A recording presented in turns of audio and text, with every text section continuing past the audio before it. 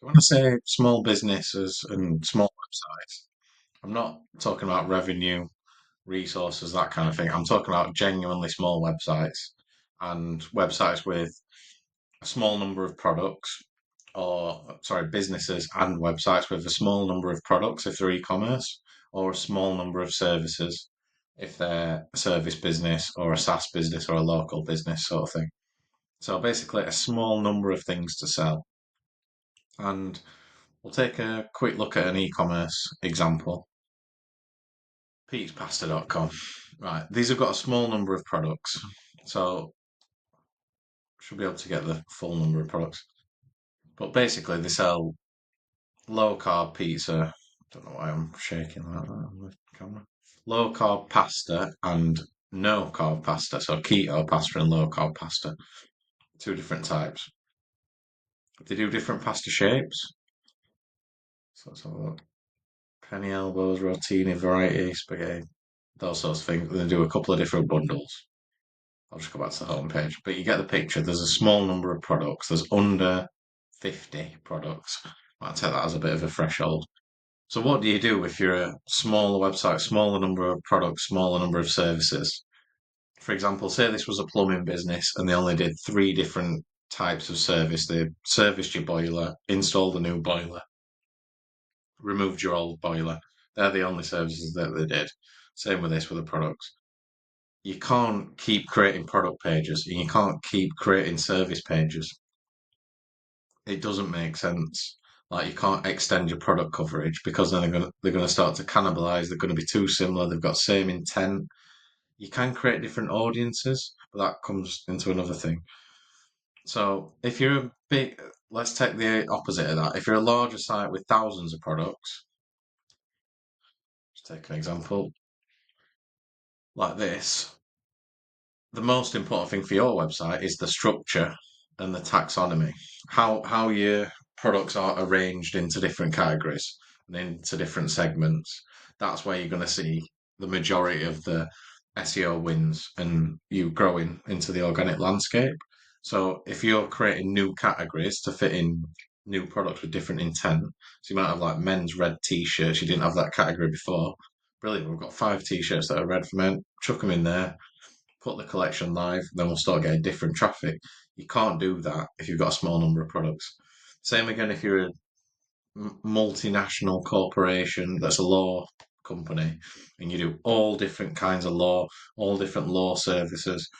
You cover tax, investment, corporate, every kind of thing.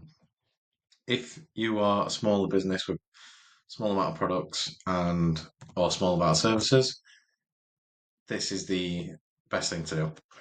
So the prioritization should be focused on number one, the product pages or the service pages. These need to be really, really on point. So I'd A/B test them, different layouts. I'd I'd really comprehensive copy. Every different add different call to actions. I'd have different value propositions. Do you do free delivery, returns? Made the originality of the product because you're competing against generally you're going to be competing against Amazon for your one product and generally it's going to be a niche product. So the more comprehensive you are with the content on that product page, the better it's going to be. Same with the service. If you only do a couple of services, yeah, the above the fold part of the page should be conversion heavy and allow people to convert without too many barriers to entry. But underneath that, we need comprehensive content, FAQs about the services, common issues, previous experience, case studies. Those pages need to be really, really on point. And then your second and third priorities, I'm not sure, I don't know which order I'd put these in. Your second priority, because of the small number of products, you can't expand the product range, you can't expand how many services you've got, is informational content. So blog posts. And I know a lot of SEOs like steer away from blogs now, but if there's a small number of products or services, that is where you want your focus to be.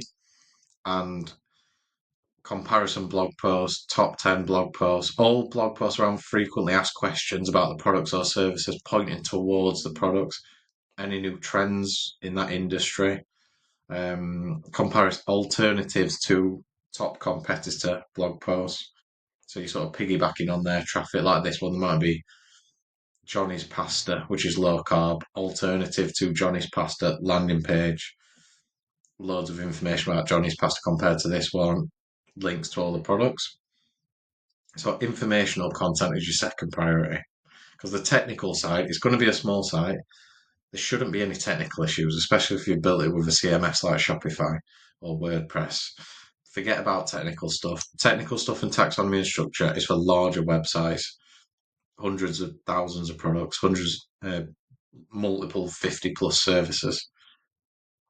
So informational content is number two. Number three is that I don't usually work with these sorts of clients, but I have done in the past, and where I've been successful is link building, digital PR. So you're trying to build links from, again, top 10 comparison articles from other websites, speak to influencers, social media, anywhere you've got a relationship, maybe suppliers, people in the same industry.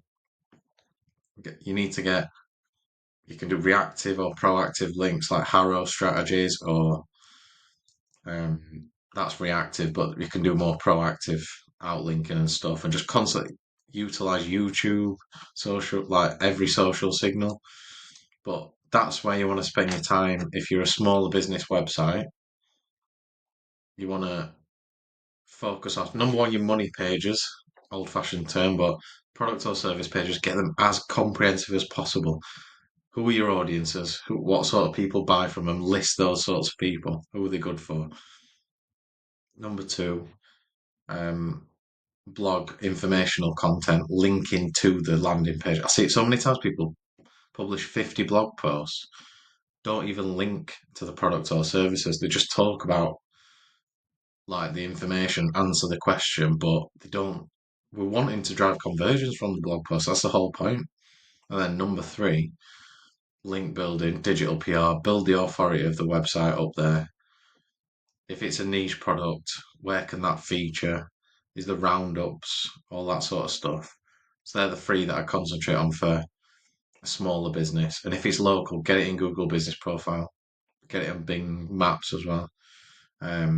But yeah, I wouldn't worry too much about the technical side, and I wouldn't worry too much about expanding the product, multiple product pages and all that sort of stuff. Just literally, your whole strategy should be boosting up your product pages or boosting up your service pages. Anything that doesn't really align with that, forget about it.